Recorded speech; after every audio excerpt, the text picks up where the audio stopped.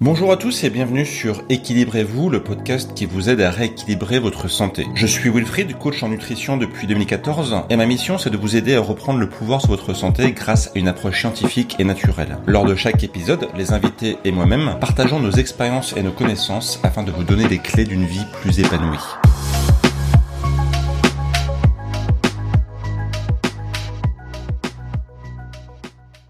Hello à tous, bienvenue sur ce nouvel épisode du podcast Équilibrez-vous, l'épisode numéro 5 de ce podcast. Et aujourd'hui, je suis ravi d'accueillir avec moi Benjamin Dariouche. Salut Benjamin. Bonjour Wilfried, bonjour à tous. Donc on va te présenter d'ici quelques minutes, mais j'ai choisi d'inviter Benjamin parce que déjà j'aime beaucoup ce qu'il fait sur YouTube. On a pas mal de points communs sur notre façon de communiquer sur la santé, sur la science. On est tous les deux un peu des anciens, des dinosaures d'Internet, au moins sur la partie YouTube, parce que, comme on l'expliquait un petit peu en off avant, Benjamin a commencé il y a à peu près 13-14 ans sur YouTube. Moi, c'est 10 ans. Donc voilà, on fait partie des anciens à parler de santé sur Internet. Et aujourd'hui, je suis ravi de te recevoir, Benjamin. On va parler très principalement d'alimentation anti-inflammatoire et de compléments alimentaires. Aujourd'hui, c'est un sujet que tu maîtrises bien parce que tu es alors redis-moi le terme. Responsable valorisation scientifique. Voilà, responsable valorisation scientifique chez un fabricant de compléments alimentaires. On peut le dire, hein, c'est Nutri&Co que je recommande très souvent de mon côté. Donc, c'est une vidéo qui n'est pas sponsorisée, soyez en passant. Et voilà, donc on va démarrer tranquillement. Benjamin, pour les personnes qui ne te connaissent pas, est-ce que tu peux te présenter ? Oui, donc comme tu le disais, moi après une première carrière qui n'avait aucun rapport dans le conseil auprès de grandes entreprises, notamment dans la grande distribution et un peu dans l'agroalimentaire, j'ai switché en tant qu'indépendant dans la vulgarisation scientifique sur la nutrition et puis aussi de la cuisine sur le web parce que ça me passionnait et je trouvais que à l'époque encore plus il y avait un gros manque à ce niveau-là et donc pendant des années voilà j'ai été créateur de contenu comme toi avant que ce soit à la mode. Et avec les années, j'ai vraiment de plus en plus développé cette expertise de vulgarisation scientifique, de synthèse des études, qui fait qu'avec le temps, j'ai été approché par d'autres entreprises, d'autres marques qui me demandaient du contenu, voilà, vraiment très poussé côté vulgarisation, notamment de plus en plus des marques de compléments alimentaires. Et c'est comme ça que il y a 2 ans, j'ai rencontré Nutri&Co et chez qui finalement je fais toujours en grande partie ce travail de vulgarisation en m'occupant de participer à la fois au développement des nouveaux produits et de rédiger tous les contenus qui tournent autour de nos produits, notamment les pages des produits sur lesquels on résume toute la littérature scientifique à chaque fois des ingrédients, parce qu'on a vraiment, et c'est pour ça que j'avais choisi accepté de rejoindre Nutri&Co, c'est parce que j'y avais retrouvé cette vraie volonté d'éducation que d'autres marques n'ont pas, d'éducation du grand public à la santé, à la science de la nutrition, des compléments alimentaires, etc. Ok. Et ce que j'aime bien dans ce que tu fais, donc aussi bien sur YouTube que chez Nutri&Co, c'est que tout ce que tu dis en fait c'est prouvé scientifiquement, ça ne sort pas du chapeau. Tu as cette volonté de toujours éplucher les études pour prouver. Oui, je mets, enfin, dans mes propres contenus sur YouTube, j'ai toujours mis toutes les références de toutes les études sur lesquelles je me base que tout le monde ne fait pas. Voilà, j'essaye parce que c'est comme on en parlera peut-être après. Le but, c'est pas qui parle, c'est surtout de montrer sur quoi, sur quels arguments on se base et quelles sont les preuves sur lesquelles on se base dans ce qu'on raconte, quoi. Ok. Du coup, on va démarrer dans le vif du sujet, si je puis dire. Tu avais fait il y a pas très longtemps une vidéo sur l'alimentation anti-inflammatoire que je trouvais très très bien. Est-ce que tu pourrais synthétiser un peu ici rapidement ta vision de l'alimentation anti-inflammatoire ? C'est un sujet que j'aborde souvent sur ma chaîne aussi, et j'aimerais bien du coup avoir ta vision de ton côté. Oui, c'est vrai que c'est un axe intéressant pour aborder l'alimentation saine, entre guillemets. Il y en a plein d'autres, hein, mais celui-là est intéressant parce que, alors, ce que je comprends, ce que je dis déjà au préalable, c'est vrai que ces dernières années, c'est vraiment devenu un terme très à la mode pour le meilleur et parfois pour le pire malheureusement, parce que notamment j'ai beaucoup regardé quand on va en librairie ce qu'il y a dans les rayons nutrition diététique, et il y a énormément de livres sur l'alimentation anti-inflammatoire, parfois avec des choses qui n'ont aucun rapport ou alors des explications assez bidons. Donc je comprends que ça amène plein de gens à être sceptiques. Donc en fait le but c'est de demander déjà est-ce que ça a un sens de parler d'alimentation anti-inflammatoire et si oui, à quoi ça correspond. Donc déjà juste un rappel très rapide, c'est enfin voilà l'inflammation. On peut la distinguer entre l'inflammation aiguë et l'inflammation chronique. L'inflammation aiguë, c'est ce que tout le monde connaît, c'est ce qui va se mettre en place juste après, par exemple, une blessure ou une exposition à une toxine ou un pathogène. Et en fait, c'est quelque chose qui va durer quelques jours à quelques semaines maximum. Par exemple, quand on se fait une entorse, voilà, ça fait un œdème, la cheville elle va gonfler parce que ça permet d'acheminer toutes les défenses immunitaires sur la zone, ce qui provoque les douleurs, rougeurs, etc. Mais tout ça, c'est un fonctionnement normal. Le problème, il va venir quand on a une inflammation chronique ou c'est plutôt une inflammation de faible intensité, ce qu'on appelle parfois de bas grade ou de bas niveau, qui là peut durer des mois ou des années. Et les cellules immunitaires qui rentrent, parce que l'inflammation, c'est lié à l'immunité toujours, et les cellules du système immunitaire qui rentrent en jeu dans cette inflammation chronique de bas grade, elles sont différentes de celles de l'inflammation aiguë. Et l'exemple très parlant, c'est les maladies, par exemple, inflammatoires de l'intestin. Hein, leur nom veut bien dire ce que ça veut dire, comme la maladie de Crohn. Et il y a plein de facteurs qui vont jouer sur cette inflammation chronique. Évidemment, la mauvaise hygiène de vie, notamment l'alimentation dont on va parler, mais aussi le manque d'activité physique ou le manque de sommeil. Et l'âge aussi dont je vais parler rapidement. Et en fait, je trouve, moi, personnellement, que l'un des meilleurs exemples pour se rendre compte de ce lien réel entre inflammation chronique et santé, c'est notamment les maladies cardiovasculaires et en particulier l'athérosclérose, c'est-à-dire en gros les plaques qui bouchent les artères. Parce que ce qu'il faut savoir déjà, c'est que peut-être l'un des premiers facteurs d'inflammation chronique, c'est le surpoids, l'obésité. Pourquoi ?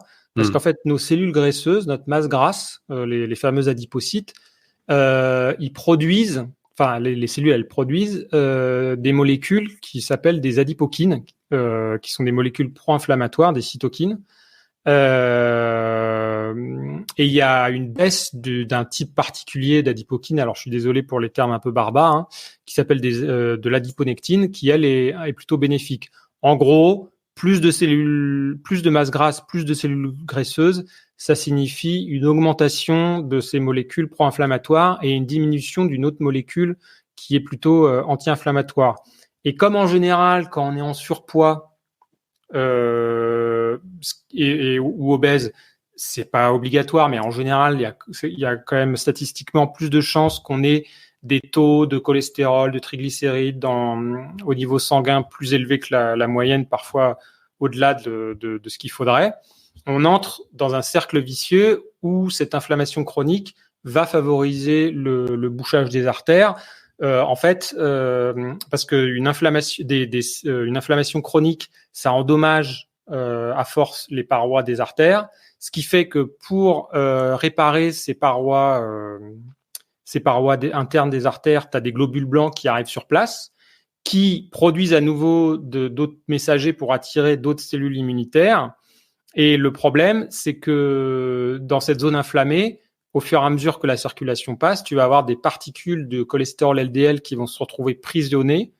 Et tu as d'autres cellules immunitaires qui s'appellent les macrophages qui vont manger ces molécules de LDL oxydées. Et bref, tout ça fait un cercle vicieux où tu as une accumulation de LDL oxydé mangé par ton système immunitaire qui forme ces plaques. Et c'est comme ça que ça s'accumule et que tu as un lien, tu as un cercle vicieux entre inflammation chronique, taux de cholestérol élevé et au final artère bouchée, quoi. Donc je trouve que ça c'est une bonne première l'inflammation chronique, ça accélère en fait, c'est à la fois un déclencheur, un accélérateur de tout ce qui est l'athérosclérose typiquement. Oui, oui. Après, encore une fois, c'est pas systématique. Ça va être lié notamment, comme je le disais aussi, à un taux de LDL plus élevé. Mais comme quand même statistiquement, les personnes en surpoids, surtout graisse viscérale et les personnes obèses ont en général des taux de cholestérol plus élevés que la moyenne. On peut citer, encore une fois, pour que les gens comprennent quel lien il peut y avoir entre inflammation et santé au niveau de la science, hein, pas donc au niveau de choses inventées. Il y a de plus en plus de chercheurs qui s'intéressent, que tu connais aussi, à ce qu'on appelle l'inflammaging. C'est un terme inventé qui fusionne en fait inflammation et aging, vieillissement en anglais. Et c'est pour ça que je disais que l'âge est un facteur de risque de l'inflammation chronique, parce qu'en fait, quand on vieillit, on a deux types de systèmes immunitaires. On a un système immunitaire inné, c'est-à-dire celui qu'on a dès la naissance, et on a un système immunitaire acquis qui fait intervenir d'autres cellules comme les anticorps spécifiques, où justement c'est spécifique à des maladies. Donc c'est lié à l'exposition à différentes maladies au cours de notre vie, aux vaccins, etc. Et ce système immunitaire acquis, il devient de moins en moins performant quand on vieillit. Et à l'inverse, pour compenser, le système immunitaire inné, il devient plus actif. Ce qui peut être un facteur de risque pour certaines maladies. Et l'hypothèse de l'inflammaging, c'est que avec les années, en fait, tu sais, nos cellules, voilà, elles naissent, elles meurent, et voilà, elles se divisent. Et on a une accumulation avec les années de plus en plus importante de cellules mortes ou endommagées, mais qui ne sont pas bien éliminées. Et en fait, ce système immunitaire inné identifierait ces cellules mortes non éliminées comme des corps étrangers, ce qui ferait qu'ils seraient suractivés en permanence, d'où cette inflammation chronique qui accélère le vieillissement, quoi. Ok, parce que l'inflammation en elle-même quelques exemples pour mettre un peu... Sachant que là aussi, on peut avoir un cercle vicieux. En fait, c'est que l'inflammation peut aussi accélérer le vieillissement, par exemple, typiquement le vieillissement cutané, parce que on va avoir un stress oxydatif qui va être plus important dans le corps, etc. aussi. Ouais, après, il y a d'autres... tout est un peu lié, mais il y a d'autres paramètres, notamment, on va pas forcément parler là de tout ce qui est glycation. Ça, c'est l'autre grande thématique de la médecine anti-âge, où c'est on a des protéines glyquées, c'est-à-dire en gros, je simplifie, du glucose qui se lie aux protéines, notamment typiquement par exemple aux fibres de collagène, le collagène étant une protéine. Les fibres de collagène deviennent moins élastiques, se dégradent, et voilà, ça accélère l'apparition des rides et le vieillissement de la peau, quoi. Donc, oui, vas-y. Ouais, donc je disais, du coup, au final, là, on a posé un peu le problème. La solution, donc, ce serait une alimentation anti-inflammatoire. Pour toi, je sais que, en ayant vu tes vidéos, le modèle un peu idéal, ce serait l'alimentation méditerranéenne. C'est toujours aujourd'hui ce que tu penses, c'est la meilleure alimentation de ton point de vue? Après, c'est pas forcément, moi, ça correspond à mes goûts personnels, culturels, culinaires, etc. Mais honnêtement, dans la littérature, c'est le modèle qui a le plus d'études sur son sujet. Si on monte juste un cran au-dessus, il y a un médecin, un chercheur qui a fait pas mal de travaux spécifiquement sur le sujet de l'alimentation anti-inflammatoire. Il a créé ce qu'il a appelé un indice alimentaire inflammatoire, où en gros, il a pris plein d'études existantes dans lesquelles les gens avaient décrit ce qu'ils mangeaient et on avait les taux de maladie, de plein de maladies différentes. Et il a donné un score plus ou moins inflammatoire à ces modèles alimentaires. Donc encore une fois, il a évalué les modèles entiers. C'est pas des scores comme l'indice glycémique sur chaque aliment, quoi. D'accord. C'est sur le modèle entier. Et ce qu'il a vu, c'est que alors déjà, il a considéré qu'en gros, ce qui était pénalisant au niveau de son score, c'était tout ce qui était consommation trop élevée de calories. Voilà, bon, manger au-delà de ses besoins, trop élevé de céréales raffinées, de sucre, de graisses saturées dans une certaine mesure, de viande rouge, mais en grande quantité, encore une fois. Et les facteurs positifs, c'était tout ce qui était apport en oméga 3, en fibres, bien sûr, et en tout ce qui est micronutriments, vitamine C, vitamine E, magnésium, bêta-carotène.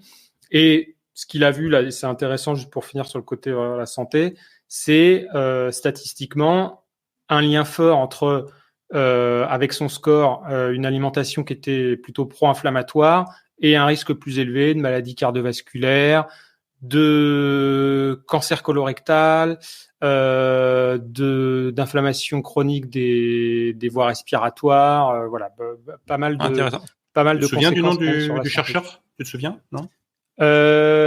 Il suffit de rechercher dietary inflammatory. Attends, je peux te le. Non, c'était juste au cas où, parce que Ouais. ce serait intéressant du coup de faire une petite étude approfondie de ce qu'il raconte, mais ouais. Je sais plus si c'est. Bon, c'est pas grave, Ouais, t'embête pas. Au pire, on mettra les références sous la vidéo si on retrouve. Oui. Ok. Et donc, oui, donc pourquoi l'alimentation méditerranéenne?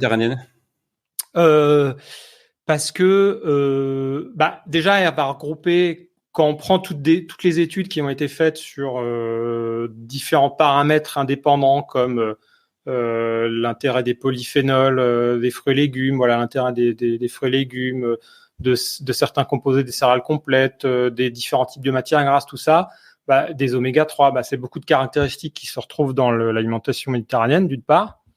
Et d'autre part, dans les études qui ont été faites spécifiquement sur le modèle méditerranéen, on a des choses qui montrent, par exemple, une réduction. Tu sais, c'est souvent ce qu'il y a de base dans tes prises de sang, c'est la CRP, la C-reactive protein, c'est le marqueur un peu de base de l'inflammation.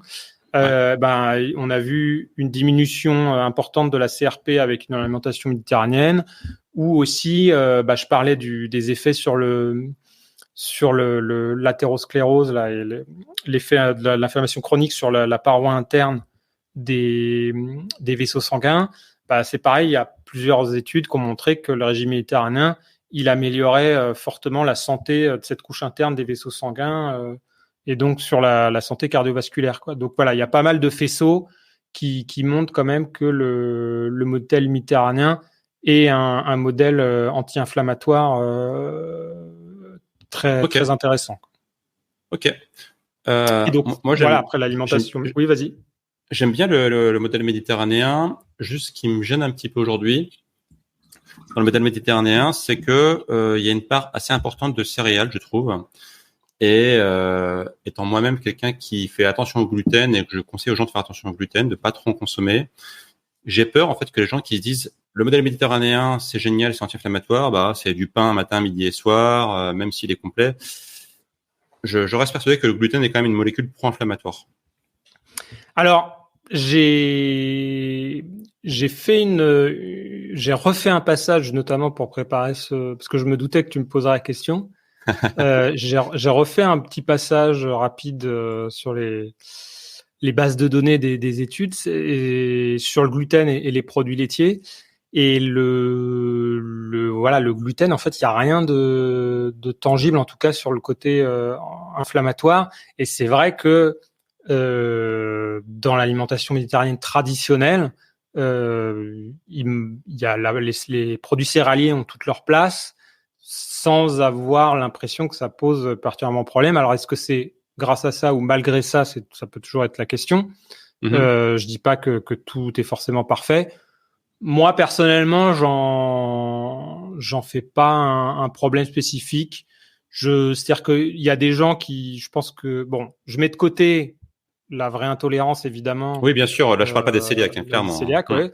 T'as la sensibilité, mais la sensibilité, comme on le pense aujourd'hui, ça peut être beaucoup de choses différentes, notamment, par exemple, un simple problème de digestion de tout ce qui est FODMAPs, dont le blé enfin le blé en contient aussi. Ça peut être aussi éventuellement une intolérance à d'autres molécules contenues dans le blé, mais c'est vrai que ça reste un sujet qui fait débat et complexe. Donc après, encore une fois, moi, pourquoi je conseille le régime méditerranéen aussi, c'est que je trouve que c'est là, si je sors du modèle anti-inflammatoire, c'est que c'est un régime alimentaire qui peut être quand même facilement adaptable à différents profils, par exemple plus ou moins végétarien, plus ou moins riche en glucides aussi, hein, parce que déjà il n'y a pas que le blé comme céréale dans le régime méditerranéen, t'as plein d'autres céréales, il y a même le riz, enfin même si le riz c'est originaire d'Asie à la base, ça fait très longtemps que ça fait partie, il y a plein de recettes traditionnelles à base de riz en Italie, en Grèce, etc. Il y a plein d'autres céréales. Il y a les légumineuses quand même qu'il faut pas oublier, qui ont une grande place traditionnelle dans le régime méditerranéen. Tout le monde connaît, donc plutôt en Méditerranée orientale, tout ce qui est à base de pois chiches, houmous, etc. Bon, moi, c'est un peu ma légumineuse préférée, le pois chiche, parce que je trouve qu'on peut faire tellement de choses avec. Voilà, et les légumineuses qui sont aussi une source de glucides. Donc, j'en ferai pas l'alpha et l'oméga de toute façon, le blé dans le régime méditerranéen, quoi. Faut pas oublier que ça reste quand même avant tout, après c'est des principes, quoi. C'est pas des règles absolues. C'est un modèle, voilà, c'est des assiettes très colorées, pleines de fruits et légumes de saison frais, pleines d'herbes, d'épices. Peut-être le critère particulier, c'est l'huile d'olive comme matière grasse, principale, très majoritaire pour assaisonnement et cuisson. Même si tu veux, par exemple, une île connue en Grèce qui s'appelle Ikaria, où il y a un taux de centenaire très élevé,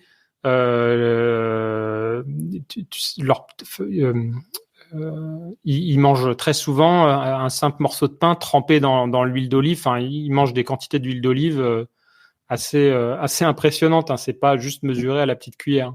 Ouais. Sachant que l'huile d'olive, en plus, c'est hautement anti-inflammatoire avec tous les polyphénols que ça contient. Ça, pour le coup, l'huile d'olive, en plus, il y a vraiment, je revoyais hier passer encore un nouveau papier. Il y a des tonnes d'études sur le sujet. Ouais, il y a des tonnes d'études. Et voilà, tous les petits poissons gras, bien sûr, sardines, anchois, etc., les oléagineux. Et peut-être que aussi le côté méditerranéen aussi, au-delà de l'alimentation, il y a peut-être aussi le cadre de vie, le côté un peu chill, tu vois, le côté soleil, le côté genre pas de stress, qui peut aussi avoir son importance parce que le stress chronique, typiquement, on sait bien que c'est aussi pro-inflammatoire.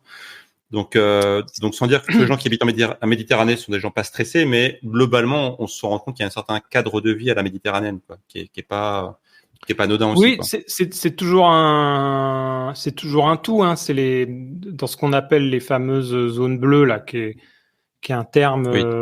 Après, il y a des gens qui débattent de la solidité du concept ou pas, mais en gros, pour ceux qui connaissent pas, c'est un écrivain de National Geographic dans les années 90 qui a écrit un premier livre là-dessus où il a recensé des zones dans le monde où il y avait des taux de centenaires super anormaux et il s'est intéressé à leur façon de vivre. Donc c'est notamment, j'en parlais, Ikaria en Grèce, une zone dans le centre de la Sardaigne, Okinawa au Japon. Okinawa, il y a je sais plus le nom de la zone, je crois que c'est au Costa Rica, et puis les adventistes en Californie. Et bref, c'est vrai qu'il y a beaucoup de caractéristiques communes au-delà de l'alimentation qui sont une vie sociale très active, souvent, tu vois, par exemple dans des petits villages où voilà, tout le monde se réunit tout le temps. Le lien social est très important, de l'activité physique très régulière, pas du sport super intense, c'est juste de l'activité physique mais tous les jours, jardiner, marcher, porter, etc. Le sommeil évidemment, pas de stress chronique, etc. quoi. Tout ça compte évidemment. Ok. Super intéressant. Du coup, on va rentrer dans un des sujets principaux de ce podcast, donc qui sont les compléments alimentaires, qui est donc devenu maintenant une de tes spécialités. Question en introduction toute bête, mais beaucoup de gens se disent, moi je mange bien, typiquement, je peux avoir une alimentation type méditerranéenne. Et je vois beaucoup de pubs autour de moi, je vois beaucoup de marques de compléments alimentaires. Au final, pourquoi prendre des compléments alimentaires si déjà je mange bien? Sachant que le mot bien, je le mets entre guillemets, parce que beaucoup de personnes pensent manger bien, alors qu'en fait pas du tout. C'est une question tout à fait légitime. Je dirais en intro, encore une fois, il n'y a rien d'obligatoire. Hein.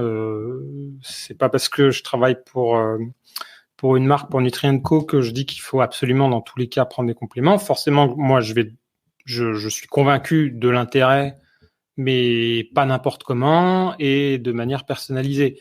En gros, il y a plusieurs catégories. Tu as tout d'abord, le truc basique, c'est tout ce qui va être les apports en nutriments, notamment en micronutriments.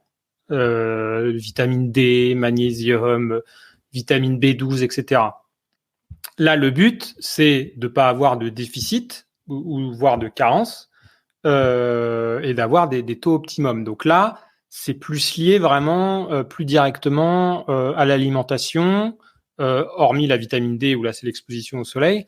Donc là, il faut que ce soit du cas par cas. Je pense l'exemple typique que tout le monde peut comprendre, c'est la vitamine B12 pour les véganes, les véganes à 100%. Là, il n'y a pas le choix. C'est obligatoire de prendre de la vitamine B12. Sinon, une carence en B12 au bout de quelques années, ça peut être très problématique pour la santé. Ouais, après, grave. Voilà, comme tu le disais, je pense pas que tout le monde a une alimentation parfaite. On sait qu'en France, grosso modo, on tourne autour de 30%, moi je pense même que c'est un peu plus, de l'alimentation qui serait à base de produits ultra transformés. Et les produits ultra transformés, ils sont quasiment toujours beaucoup plus pauvres en micronutriments, et puis aussi en fibres, etc. Donc ça facilite les carences. Enfin, ça diminue les apports en micronutriments. Donc après, t'as des vitamines qui sont très sensibles à la chaleur, par exemple, ou à l'oxydation, par exemple la vitamine C. La vitamine C, même si tu manges plein de produits frais, t'achètes ton brocoli, mais ton brocoli, il a déjà passé une semaine sur les rayons, et puis après, tu le gardes encore 1 ou 2 semaines dans ton frigo. Bon, bah là, il a perdu l'essentiel de sa vitamine C. Donc voilà, il y a ce côté-là. C'est-à-dire, c'est toujours l'alimentation qui doit être le premier socle, mais après, il peut arriver beaucoup de cas où les carences en certains nutriments, comme la vitamine D, qui est un peu le cas typique, où on estime 2/3, voire 80% des gens qui seraient en déficit de vitamine D, au moins en automne-hiver, vu que c'est lié à l'exposition de la peau au soleil. Et après, la deuxième carence la plus courante, vraisemblablement, c'est le magnésium. Donc après, ce qu'il faut savoir aussi, c'est que les apports en nutriments, ils sont calculés. Alors, je simplifie, mais en gros, pour l'absence de maladie, pour éviter pour que les gens soient en bonne santé, dans le sens où on n'observe pas de maladie. Mais sur certains, je pense notamment au magnésium, y en a où il faut vraiment pas dépasser les apports recommandés parce qu'il y a pas d'utilité, ou si on prend des doses, soit ça va être éliminé dans les urines, soit ça peut poser des problèmes. Par exemple, je pense à la vitamine A, enfin la pure vitamine A, le rétinol, où là, il faut vraiment faire attention à pas dépasser les apports conseillés. Mais sinon, par exemple, le magnésium, là, vraiment optimiser ses apports. Il y a il y a les recommandations moyennes qui sont entre 300-330 mg par jour pour les femmes et les hommes. Mais après, ça dépend aussi de si tu es très sportif, si tu transpires beaucoup. Voilà. Oui. Si tu es stressé aussi, le stress chronique est une pompe à magnésium aussi, quoi.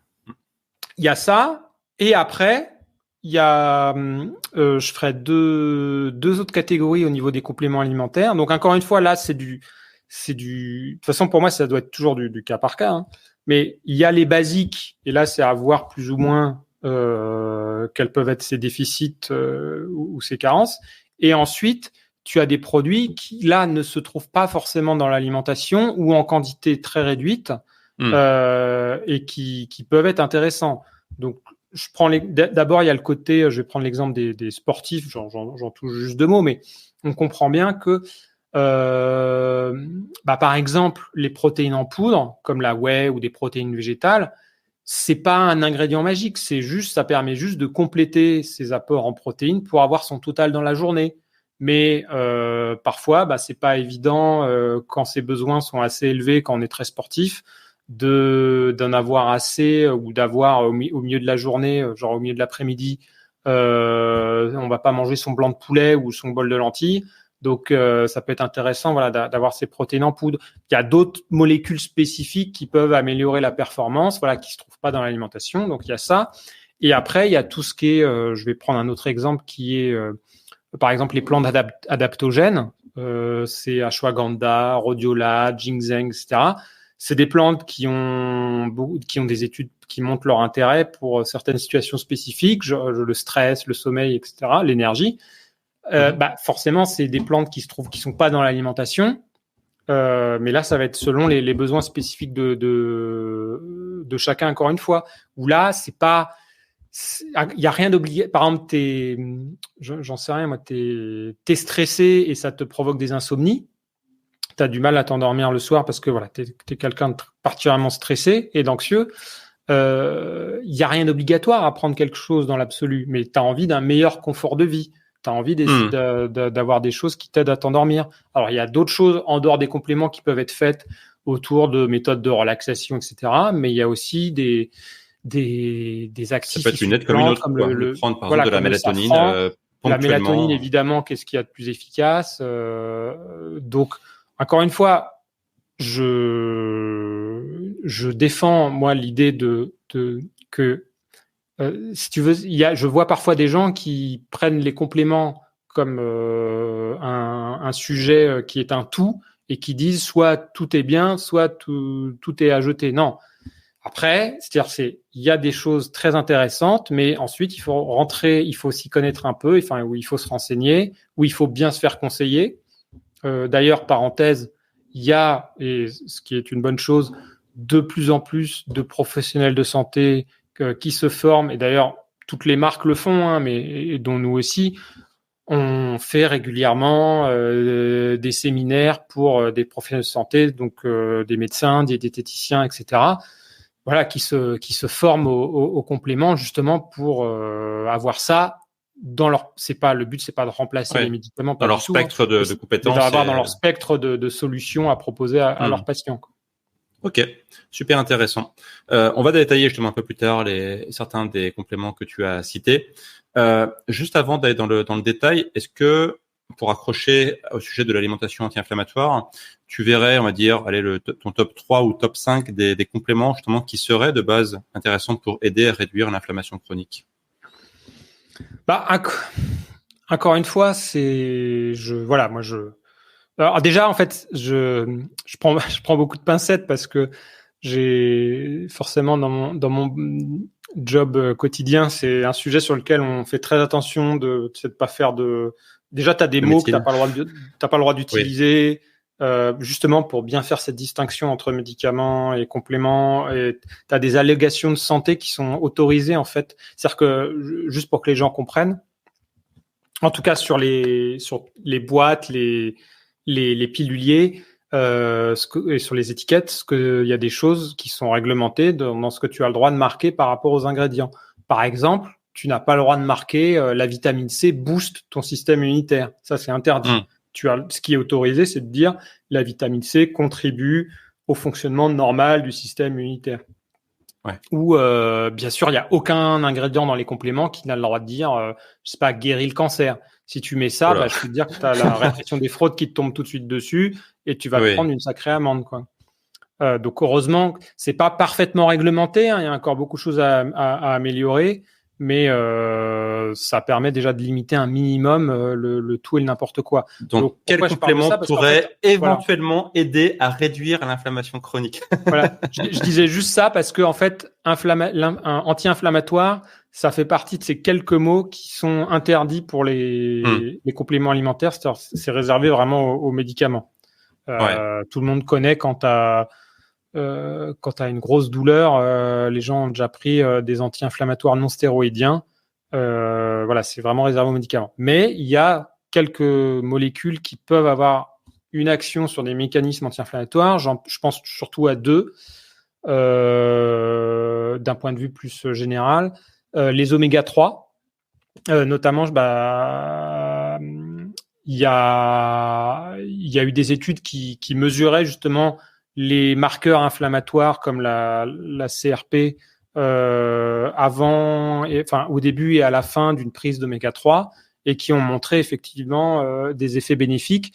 Et d'ailleurs, c'était, tu sais, toi tu le sais, mais un rappel pour les gens, il y a 3 grands types d'oméga 3. Il y a l'ALA, qui est l'oméga 3 qu'on trouve dans les végétaux, qui ensuite, si on en mange, peut être converti en partie en EPA, puis ensuite cet EPA en DHA, l'EPA et le DHA étant les oméga 3 qu'on trouve dans les produits animaux, essentiellement les poissons gras. Et c'est l'EPA et le DHA surtout qui sont étudiés sur leur potentiel anti-inflammatoire. Et dans ces deux, c'est, en tout cas dans les études que j'ai lues, le DHA qui a montré une action anti-inflammatoire un peu plus importante. Donc ça, c'est le premier. Et après, évidemment, mais on peut, si tu le souhaites, revenir plus en détail sur le sujet. Après, c'est le curcuma. Ouais, là, il y a le curcuma aussi.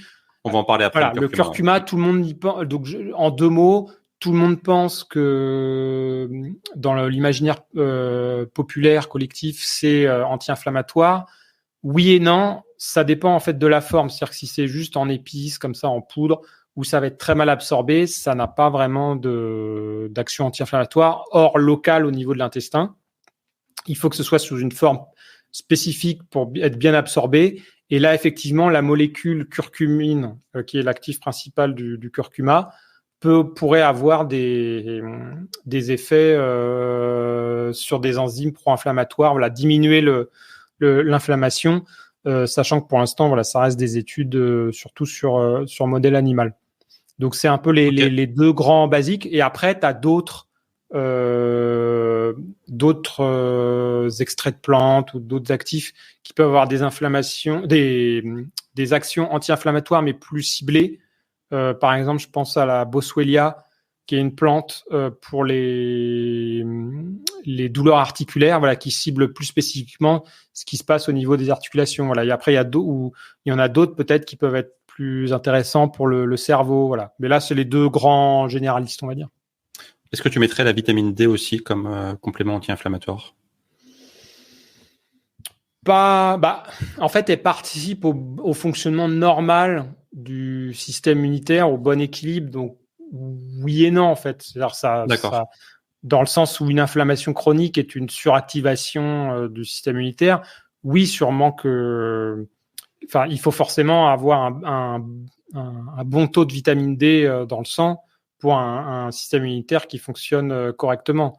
Donc globalement, en fait, je la mettrais même c'est pas que je la mets dans les basiques anti-inflammatoires, c'est que je la mets dans les basiques tout court. Ok, ça marche. Alors justement, on va balayer quelques compléments que j'ai listés, que je trouve relativement populaires et qui sont souvent débattus. Il y en a qu'on a déjà un petit peu évoqué, on va essayer de rentrer un peu plus dans le vif du sujet. Tiens, on va faire directement la vitamine D, on en parlait à l'instant. Donc, on va faire une transition toute faite. La vitamine D, pour moi, ça fait partie des compléments ultra importants. Tu viens de l'évoquer, partie des fondamentaux. Après, les gens se posent la question, quand est-ce qu'il faut le prendre? Suivant la latitude à laquelle on habite, ça va forcément dépendre. Toi, est-ce que tu as des recommandations particulières sur la vitamine D, sur les quantités, sur si j'habite à Lille ou si j'habite à Aix-en-Provence, par exemple? Est-ce que j'ai les mêmes besoins? Est-ce que tu peux nous faire une petite synthèse sur les besoins en vitamine D? En fait, ce qui fait foi, tous les nutriments sont pas facilement testables avec une prise de sang basique. Et la vitamine D, on a la chance que ça en fasse partie. Donc, pour moi, ce qui doit faire avant tout foi, c'est le taux sanguin. Donc ça, il suffit de demander à son médecin de l'ajouter dans sa prise de sang. Moi, je pense que c'est bien d'en faire une annuelle, un check-up annuel. Et ce taux sanguin, idéalement, il doit être au-dessus de 30 nanogrammes par millilitre. et inférieur à 50 nanogrammes. Donc ça, c'est les recommandations officielles. Hein. Parce qu'en gros, au-delà de 30 nanogrammes par millilitre, c'est là où on n'observe pas de problèmes, notamment osseux, puisque la vitamine D, notamment, elle participe à la bonne absorption du calcium au niveau des intestins. Donc, c'est à partir de là où, dans un monde idéal, il faudrait ajuster les quantités qu'on prend, parce que il y a certaines personnes qui peuvent prendre un complément, mais qui peuvent prendre, 1000 ou 2000 UI par jour, mais derrière, leur taux sanguin reste inférieur à la norme, et peut-être qu'il faut qu'ils augmentent un peu. Sachant que, en gros, voilà, les quantités de vitamine D, donc elles sont mesurées soit en microgrammes, soit, ce qui est marqué sur tous les compléments, c'est ce qu'on appelle des UI, des unités internationales. Le consensus scientifique, parce que de toutes les vitamines et minéraux, la vitamine D est un cas particulier qui est un peu compliqué, sur lequel les recommandations officielles en France sont trop faibles pour remonter un taux sanguin qui serait carencé. Donc le consensus scientifique vraiment des études, c'est 2000-2200 UI par jour en automne-hiver. Quand on habite au-dessus en gros, tu me disais entre Lille et Aix, alors c'est sûr que, donc moi j'habite à Aix-en-Provence, c'est sûr que c'est l'une des villes les plus ensoleillées de France. Moi, j'ai moins besoin que de quelqu'un à Lille, mais en gros, c'est l'automne-hiver, mais voilà, c'est en fait, il y a des gens chez qui l'automne va commencer dès début octobre et d'autres plutôt fin novembre. Mais on va dire grosso modo automne-hiver pour les gens qui habitent au-dessus de l'Andalousie, quoi. Parce qu'en tout cas, si on regarde au niveau du taux d'ensoleillement, c'est à partir de cette frontière qu'on voit une vraie différence. Sachant que même, je disais 80% des gens sont en déficit en France, c'est à peu près les chiffres aussi pour l'Europe. Ok. Et je pense aussi que ça vient en partie d'une certaine peur du soleil. Je sais qu'aujourd'hui, beaucoup de gens ont peur de s'exposer au soleil, ces crèmes solaires dès qu'on sort de la maison, etc. Alors forcément, le but c'est pas de cramer et d'avoir des coups de soleil, mais je vois autour de moi de plus en plus de gens qui ont littéralement peur du soleil en fait. Quoi. Est-ce qu'il n'y a pas une sorte de matraquage à ce niveau-là, peut-être excessive? Alors, en fait, je connais bien ce sujet parce que je m'intéresse aussi beaucoup à tout ce qui est skincare, cosmétique. C'est vrai qu'on est passé, je sais pas, dans les années 80, à tout le monde adorait faire sa crêpe sur la plage jusqu'à cramer, à maintenant une peur voilà du soleil, ce qui est par exemple dans les habitudes depuis très longtemps dans les pays asiatiques comme au Japon, en Corée, où là ils se protègent absolument du soleil. Ouais, tout à fait. Et aujourd'hui, voilà, il y a beaucoup de gens qui conseillent maintenant de mettre de la crème solaire toute l'année. Donc il y a deux niveaux. Mettre de la crème solaire quand on s'expose à du soleil intense, notamment, surtout en été, pour éviter le cancer de la peau. Là-dessus, il n'y a pas de discussion. Le cancer de la peau, voilà, c'est quelque chose de pas du tout anodin, qu'il faut à tout prix éviter. Mais après, il y a un deuxième niveau où là, les gens conseillent de mettre des crèmes solaires toute l'année, notamment par rapport aux UVA, sachant que les UVB, c'est ce qui provoque plutôt les coups de soleil. Les UVA, t'en as toute l'année. Et c'est ce qui rentre plus profondément dans la peau et qui peut notamment dégrader le collagène et accélérer le vieillissement. Donc, c'est vrai que le soleil, le photovieillissement, c'est le facteur numéro 1 d'apparition des rides et de vieillissement de la peau. Donc, c'est plus à ce niveau-là que cette tendance s'est beaucoup développée. Mais moi, je dirais que de toute façon, il n'y a pas de problème à mettre de la crème solaire parce que la crème solaire elle diminue un peu, mais elle n'empêche pas la synthèse de vitamine D. Donc, pour moi, il y a pas de souci à ce niveau-là. Surtout que, en fait, la plupart des gens ne suivent jamais les conseils officiels de la manière dont il faut appliquer la crème solaire. C'est-à-dire, on en met toujours moins que ce qu'il faudrait et on l'étale moins correctement et on en met moins souvent que. Rares sont les personnes qui mettent par exemple, pour le visage, normalement, c'est 2 doigts. C'est-à-dire, si tu étales ton tube de crème solaire, il faudrait que ça fasse tous tes 2 doigts, ce qui fait beaucoup, hein. Juste pour le visage, et si tu es dehors toute la journée, toutes les 2 heures. Je pense pas qu'il y ait grand monde qui fasse ça, quoi. Donc, voilà, pas d'inquiétude pour moi au niveau de la production de vitamine D avec la crème solaire, quoi. Mais par contre, il faut s'exposer intelligemment. Faut pas non plus à tout prix aller tout nu dehors pendant 1 heure en plein été, en se disant je vais produire toute ma vitamine D. Voilà. En été, si on a la peau blanche, en 15-20 minutes, on a son taux de vitamine D de la journée. Ok. Super intéressant. Donc, vitamine D, ça peut être intéressant effectivement d'en prendre, suivant les cas. Il y a pas mal de paramètres à prendre en compte. Parlons un peu du magnésium. On en a parlé tout à l'heure.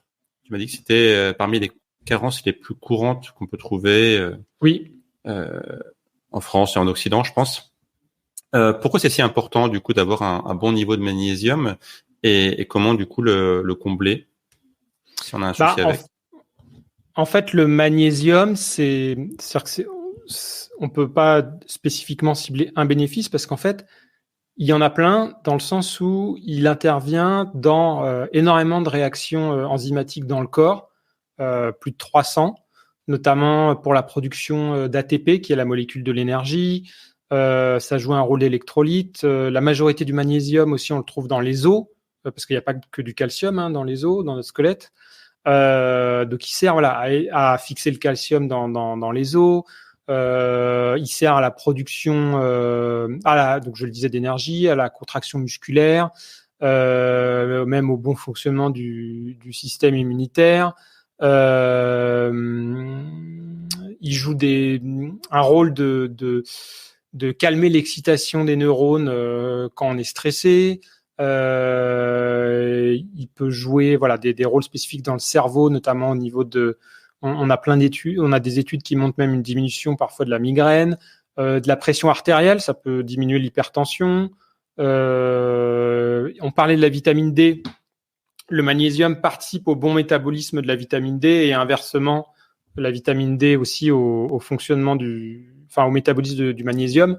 Donc les deux sont très liés. Par exemple, je me rappelle d'une étude qui avait pris des gens qui étaient un peu carencés en vitamine D et qui avaient pris ou pas du magnésium, et ceux qui avaient pris du magnésium avaient vu leur taux de vitamine D augmenter un peu plus parce que ça améliorait le métabolisme de la vitamine D.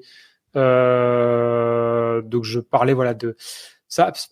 Ça participe aux performances sportives, pas dans le sens où ça va booster les performances, mais dans le sens où une carence en magnésium peut être un facteur limitant des contractions musculaires, donc des performances. Donc voilà, c'est vraiment, ça intervient beaucoup. Alors pourquoi comment on peut expliquer que ce soit c'est une carence si courante? La vitamine D, on peut comprendre. À la rigueur, je m'expose pas assez au soleil. L'hiver, il y a quasiment pas de soleil. On peut comprendre. Le magnésium, on a un peu plus de mal à comprendre, alors qu'on en trouve régulièrement. Si je mange 1 ou 2 bananes par jour, j'aurai une bonne dose de magnésium. Comment ça se fait que autant de gens en manquent? On peut justement donc se demander en regardant quels sont les aliments les plus riches en magnésium. Donc c'est les légumes verts. Je pense qu'il y a beaucoup de gens qui mangent pas. On n'imagine pas à quel point il y a une proportion de la population importante qui mange vraiment très très très très peu de légumes. On en trouve dans les oléagineux comme les amandes. C'est très consommé dès que les gens cherchent à bien manger, mais sinon c'est pas quelque chose c'est pas standard, quoi. Ouais. Les céréales complètes, les légumineuses qui ont vu leur consommation chuter depuis 60 ans. Et au contraire, c'est quelque chose qu'on trouve très peu dans les aliments ultra transformés. Typiquement, du pain blanc raffiné, ça a 2 fois moins de magnésium que du pain complet. Donc, il y a ça. Il y a ensuite tout ce qui est méthode de transformation, c'est-à-dire la cuisson, les traitements à l'eau, etc., qui peuvent évacuer une partie du magnésium. Il y a l'obésité et le diabète de type 2 qui augmentent aussi les risques de carence. Il y a différents problèmes après d'absorption au niveau de maladies de l'intestin.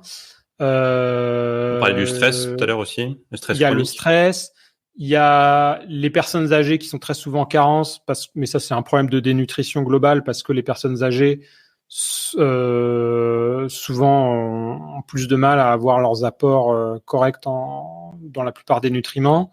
Donc voilà, il y a toutes ces raisons qui font qu'effectivement une bonne part de la population est en déficit de magnésium. Sachant que, voilà, il y a encore une fois, le but c'est toujours d'améliorer son alimentation et ensuite on peut se tourner vers les compléments éventuellement pour essayer d'optimiser ses apports. Mais après, c'est juste qu'il faut bien choisir son complément. Quelqu'un qui n'aurait pas fait de prise de sang récemment, mais qui suspecte une carence en magnésium parce que, par exemple, elle est tout le temps fatiguée, choses comme ça. Est-ce que c'est gênant de prendre des compléments de magnésium alors qu'on n'a pas spécialement de carence? Est-ce que le corps va pas, dans ces cas-là, juste éliminer les excès? Alors, l'avantage du magnésium par rapport à d'autres micronutriments, par exemple, comme je disais, la vitamine A ou la vitamine D qu'il faut aussi, dont il ne faut pas dépasser une certaine dose par jour. Le magnésium, il y a une limite de sécurité aussi à pas dépasser, mais elle est assez élevée. Et en général, quand on prend des compléments de magnésium, s'ils sont mal tolérés, la première chose qui va arriver, c'est un effet laxatif, surtout quand c'est des mauvaises formes. Donc, on va assez vite se rendre compte qu'il vaut mieux arrêter. Et de toute façon, les recommandations qu'on marque à chaque fois dans les quantités recommandées, c'est maximum 100% des apports conseillés. Donc, il n'y a pas de raison de prendre tellement au-delà. Après, le problème du magnésium, effectivement, c'est qu'il se teste assez mal, comme je le disais. Une grande partie du magnésium est dans les os, sinon le reste est dans les tissus, et il y en a un tout petit peu dans le sang. Alors on peut en mesurer dans le plasma, mais bon, ça fait au mieux peut-être que ça peut montrer une carence très importante. On peut aussi mesurer ce qu'on appelle le magnésium hétérocytaire, celui au niveau des globules rouges, mais ça reste imparfait, donc c'est vrai qu'on va plutôt se tourner vers les symptômes. Et là, c'est éventuellement à voir avec son professionnel de santé, mais encore une fois, c'est surtout la forme de magnésium qui va aussi amener plus ou moins d'effets secondaires. Est-ce qu'on peut justement parler un tout petit peu de la forme du magnésium, parce que c'est intéressant aussi. Les gens qui s'intéressent à ce sujet-là vont voir en faisant des recherches sur Internet qu'il y a plein de formes de magnésium possibles et imaginables. Est-ce que tu peux faire une petite synthèse rapide sur le sujet, sur savoir quelle est la meilleure forme finalement? Est-ce que suivant les cas, il y a des formes qui sont mieux que d'autres, ou est-ce qu'il n'y a pas une sorte de forme universelle qui serait beaucoup plus biodisponible? En gros, ce que les gens doivent comprendre, c'est que le magnésium, il est jamais pur dans un complément. Il faut qu'il soit lié à une autre molécule. Donc c'est pour ça que quand vous regardez les étiquettes de vos compléments, vous voyez toujours marqué citrate de magnésium, bisglycinate de magnésium.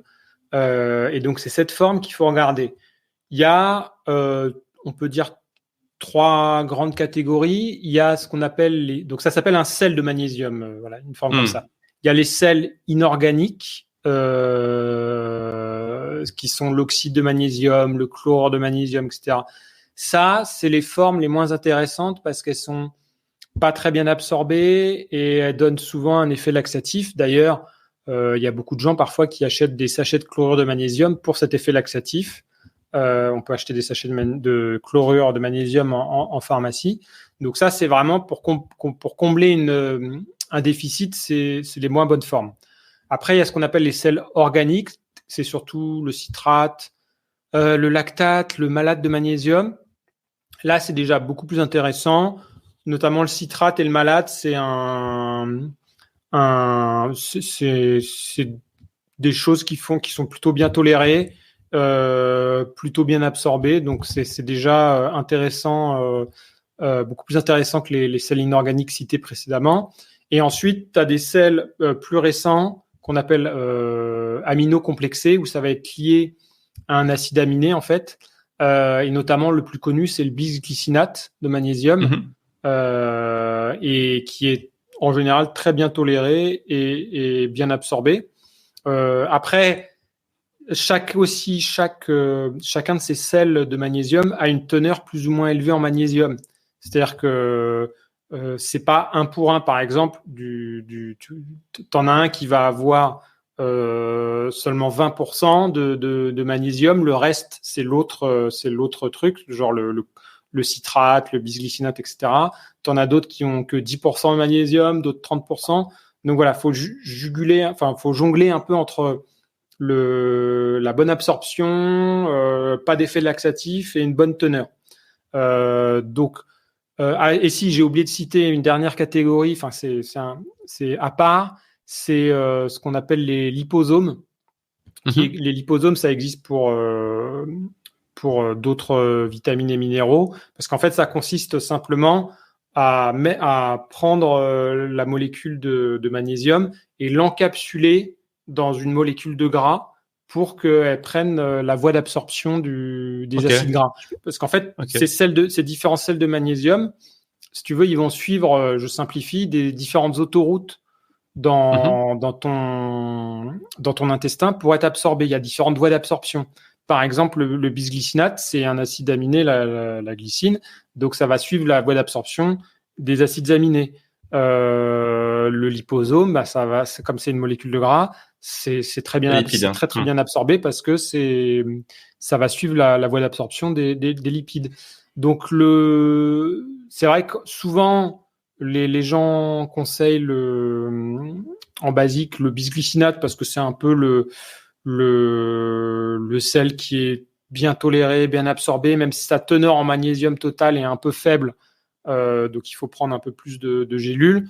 Ou alors tu as une autre façon de faire, comme certaines marques font, notamment chez Nutrienco, c'est ce qu'on a fait, c'est de mettre différents types de sels de magnésium, 2, 3, après il y a même des marques qui vont jusqu'à 5, 6 sels différents, par exemple du bisglycinate, du malate, un liposome, et comme ça tu joues sur les différentes voies d'absorption, et comme ça il n'y a pas de cette espèce, alors je simplifie, il n'y a pas d'embouteillage au niveau de l'absorption intestinale du on est sûr qu'il y aura forcément une voie qui sera bien absorbée par chacun. En fait, elles joueront toutes, mais normalement, ça optimise l'absorption. Ok, super intéressant. Merci pour toutes ces infos. On va passer au complément suivant, un des compléments les plus médiatisés ces temps-ci, le collagène. On a parlé un petit peu tout à l'heure. Alors, ma question, même si j'ai fait une vidéo sur le sujet, je suis moi-même convaincu, je vais me faire passer pour un newbie. Le collagène, Benjamin, est-ce que c'est une mode ou une réelle nécessité? Alors, encore une fois, nécessité, il y a jamais rien d'indispensable. Ce que je dis, et notamment par rapport aux personnes qui peuvent prendre du collagène, c'est faites déjà la base et après intéressez-vous aux compléments. Parce que c'est devenu tellement à la mode que forcément, dans ce public très large, il y a beaucoup de gens qui font pas les choses indispensables.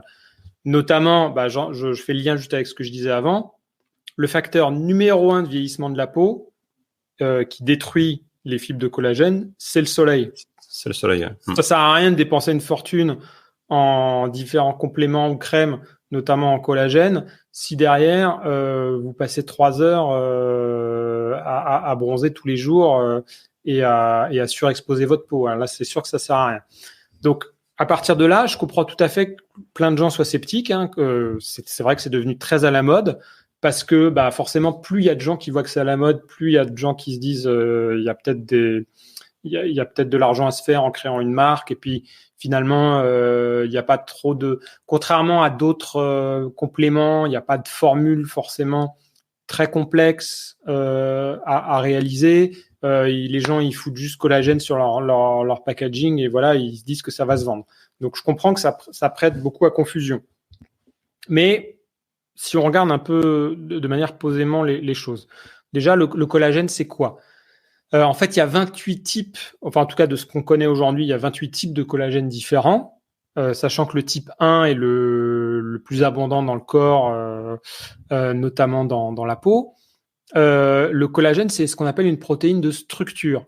C'est-à-dire, elle donne sa structure notamment à la peau. Donc, dans la peau, tu as l'épiderme, la couche supérieure, qui est formée essentiellement de kératinocytes, voilà, de cellules qui sont là vraiment pour rendre imperméable la peau. Et en dessous, tu as le derme dans lequel tu as les fibres de collagène, d'élastine, l'acide hyaluronique qui donne son élasticité, sa structure à la peau. Tu en as aussi dans les articulations du collagène. Et puis après, tu en as même, t'en as partout dans le corps, tu en as même dans les os, tu en as même dans les vaisseaux sanguins. Ça donne l'élasticité aussi des vaisseaux sanguins. Donc voilà, tu en as vraiment partout dans le corps. C'est la protéine la plus abondante dans le corps, d'ailleurs. Et la production de collagène, ça aussi c'est factuel, elle diminue avec l'âge, notamment dans la peau. Les fibroblastes, qui sont les cellules qui fabriquent le collagène et l'élastine dans la peau, ça se dégrade notamment à cause du soleil, de la pollution, avec l'âge. Donc on perd l'immense majorité de notre collagène quand on vieillit. C'est pour ça que les rides apparaissent, d'ailleurs, que la peau s'affaisse, voilà, que les rides apparaissent. Donc à partir de là, est-ce que déjà l'alimentation... Donc bon, déjà, première règle, c'est évidemment hygiène de vie. J'en parlais, par exemple, faire attention au soleil pour sa peau. Ensuite, est-ce que l'alimentation peut suffire ? Pas vraiment, parce que le collagène, c'est quand même quelque chose de particulier. Premièrement, il se trouve essentiellement dans les tissus conjonctifs. Je pense pas qu'il y ait beaucoup de gens qui, dans leur alimentation, mangent beaucoup de peau de poisson ou de peau de poulet, par exemple. Le problème, c'est que beaucoup de gens mangent que du muscle, en fait. Quand ils achètent un steak, c'est que du muscle, en fait. Ensuite, le collagène, c'est très riche en un acide aminé qui s'appelle la glycine. C'est 30% de glycine, le collagène, qui, comme il se trouve beaucoup dans les tissus conjonctifs, c'est pas un acide aminé qu'on a en énorme proportion dans notre alimentation. Et même si on se faisait du bouillon d'os, pour avoir ça récupère notamment le collagène quand on se fait un c'est une des recettes les plus populaires pour justement avoir du collagène. Mais en fait, il va être très mal absorbé parce que naturellement dans le corps, le collagène, c'est une très grosse molécule. La grosseur des molécules, ça se mesure avec ce qu'on appelle le poids moléculaire, et l'unité du poids moléculaire, c'est le Dalton. Dans le corps, le collagène, il fait 300 000 Dalton en moyenne. D'accord. Donc, c'est vraiment des très grosses molécules. Le problème, c'est qu'au niveau intestinal, 300 000 Dalton, c'est quasiment pas absorbé. D'ailleurs, c'est pareil au niveau de la peau. C'est pour ça que les crèmes à base de collagène sont pas intéressantes du tout, parce que ce collagène va pas être absorbé au travers de la peau. Vaut mieux des actifs qui stimulent indirectement la production de collagène. Donc c'est pour ça que si on veut que ce soit bien absorbé, il faut découper ces protéines de collagène en petits morceaux qu'on appelle des peptides, qui là vont pouvoir être bien absorbés avec un faible poids moléculaire. Donc on voit vraiment une bonne absorption à partir de 8000 Dalton, et plus on va descendre, meilleure l'absorption sera. Et ce qu'on se rend compte, donc encore une fois, c'est vrai que la science sur le sujet reste assez jeune, mais il y a deux niveaux. C'est, d'une part, il y a des études qui donnent du collagène. Donc ce collagène prédécoupé, c'est ce qu'on appelle du collagène hydrolysé aussi. L'hydrolysation, c'est le fait de prédécouper ces protéines de collagène. Et ce qu'on observe bien, c'est que il y a deux grands sujets sur lesquels on voit des effets positifs. C'est d'une part la peau, donc tout ce qui est élasticité de la peau, donc une amélioration de l'apparence des rides, etc. Encore une fois, ça va pas vous faire rajeunir de 20 ans. C'est surtout du préventif. Et d'autre part, sur les articulations, où là même je dirais que les données sont un peu plus solides, sur tout ce qui est confort articulaire, douleur articulaire, parce que c'est pareil. La perte de collagène, c'est souvent ce qu'on observe en partie dans certaines maladies des articulations, et c'est ce qu'on perd aussi dans le temps, comme je le disais. Et donc ça, on observe les résultats positifs. Après, le mécanisme exact, il peut faire encore débat, mais en tout cas, ce qui semble probable à partir d'études sur animaux ou in vitro, c'est-à-dire dans l'éprouvette, quoi, c'est que ces peptides de collagène vont stimuler, par exemple dans la peau, les fibroblastes pour qu'elles produisent plus de collagène. Parce qu'en fait, je le précise parce que c'est souvent une critique que j'entends sur l'intérêt ou pas de prendre du collagène, c'est que bah oui, mais ça sert à rien parce que de toute façon, si on mange assez de protéines dans notre alimentation, on a tous les acides aminés. Et c'était la question que j'allais te poser. Ouais. Et si parce on mange qu'on dit justement que le collagène, il est coupé en petits acides aminés. En fait, au final, ça sert à rien, quoi. C'est l'argument classique. Oui, mais non, parce que alors d'une part, il y a la proportion d'acides aminés, comme je le disais, notamment la glycine, qui est pas forcément aussi présent que ça dans le reste de l'alimentation, mais surtout ces petits morceaux de protéines qu'on appelle des dipeptides et des tripeptides, composés de quelques acides aminés, vont être suffisamment petits pour être absorbés tels quels au travers de l'intestin et pouvoir aller, comme je le disais, stimuler la production de collagène local au niveau de la peau ou des articulations. Donc il y a quand même, en tout cas avec les données actuelles, c'est ce qu'on semble comprendre, une action spécifique de ces petits peptides par rapport à des simples acides aminés individuels. Ouais, super intéressant parce qu'effectivement, c'est l'argument qu'on entend un peu partout, même des médecins qui disent ça, en fait, et au final, ils n'ont pas forcément connaissance de tous ces sujets en détail. Ok, super intéressant. Complément suivant, qui est donc, je suis bien d'accord avec toi, un des principaux compléments pour lutter contre l'inflammation chronique, ce sont les oméga 3. Donc moi, c'est notamment un des compléments que je recommande le plus depuis de très nombreuses années maintenant.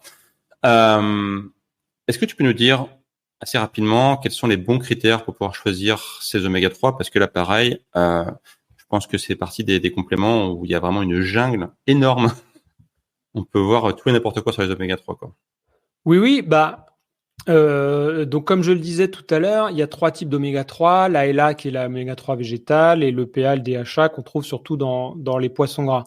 Donc forcément, un complément d'EPA et de DHA, en général, il va être fait soit à partir d'huile de poisson gras, soit ça existe aussi à partir d'huile de krill. La krill étant une toute petite crevette qui sert de nourriture notamment aux petits poissons.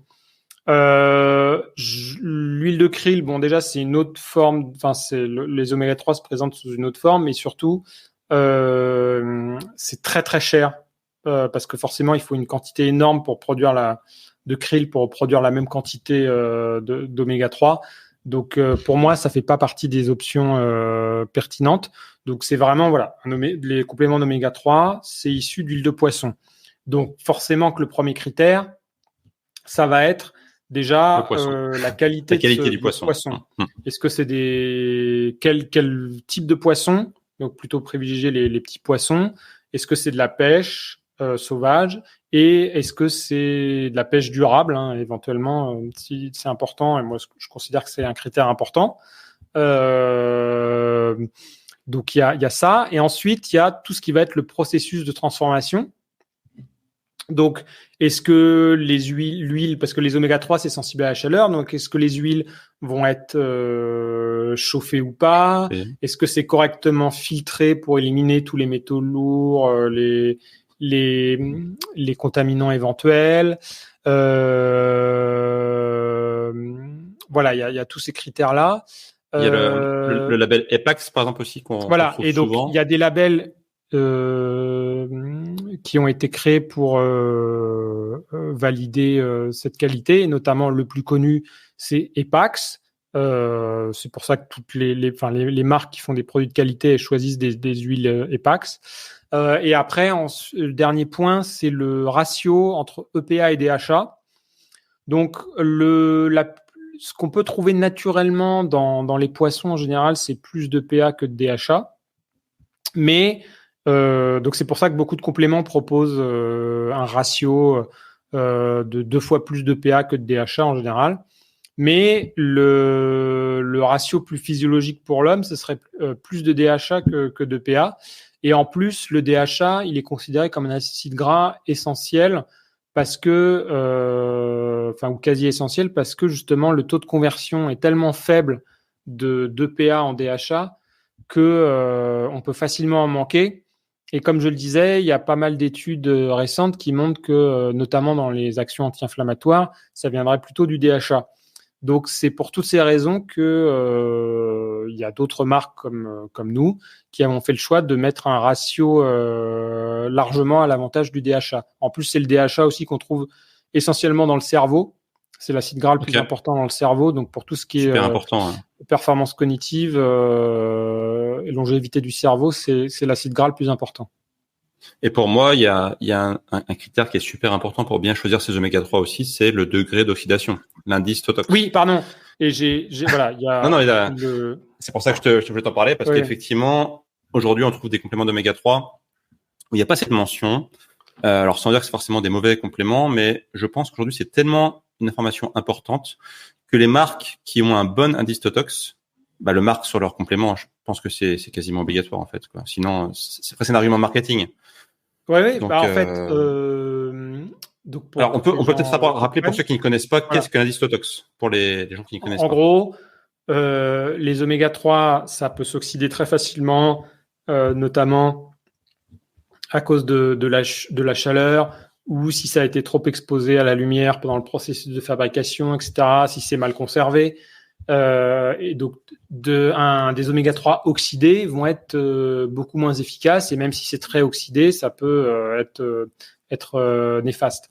Donc, il y a un indice qui s'appelle l'indice Totox qui mesure ce niveau d'oxydation. Idéalement, pour des compléments de qualité, il faut qu'ils soient inférieurs à 10. Alors, normalement, ça doit être retesté sur chaque nouveau lot, parce que tu sais, quand tu produis des compléments alimentaires, ton fabricant de compléments alimentaires, il te produit un lot, genre 1000, 2000, 3000 flacons d'un coup. Donc, à chaque fois, ça doit être retesté sur chaque nouveau lot. Donc, il faut absolument que la marque affiche le certificat d'analyse avec cet indice Totox sur son site pour son lot actuel.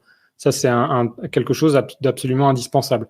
Et après, c'est encore mieux si aussi, comme nous on le fait, d'afficher les certificats d'analyse sur tout ce qui est métaux lourds et contaminants. Ok.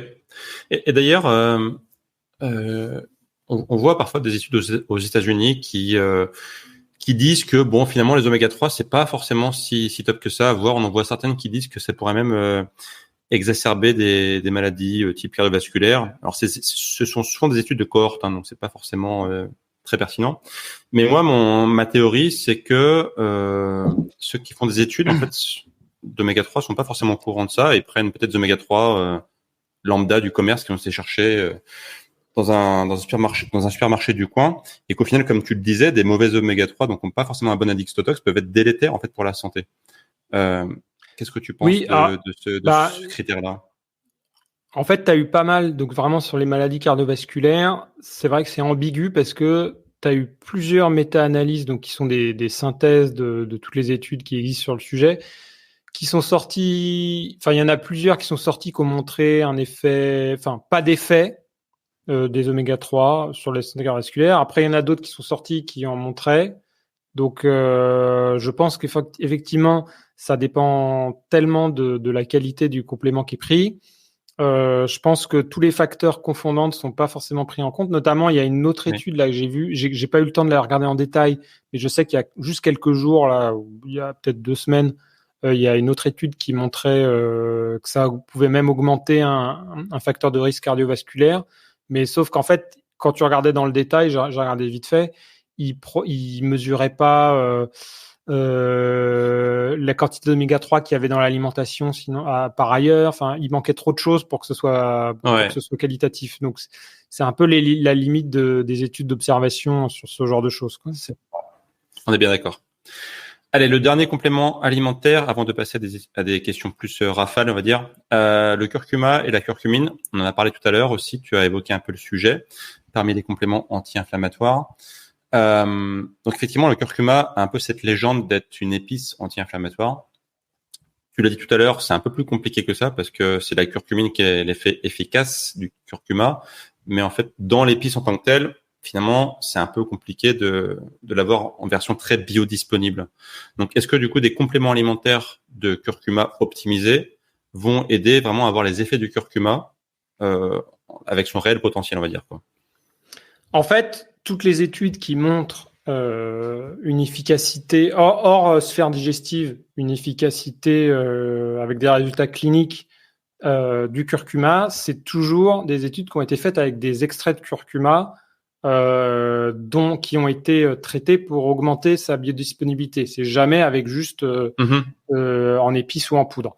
Parce que, donc, comme je le disais tout à l'heure, la curcumine qui est donc dans le curcuma, tu as des curcuminoïdes et dont le principal est la curcumine qui est l'actif, voilà, qui donne une grande partie de l'efficacité du curcuma.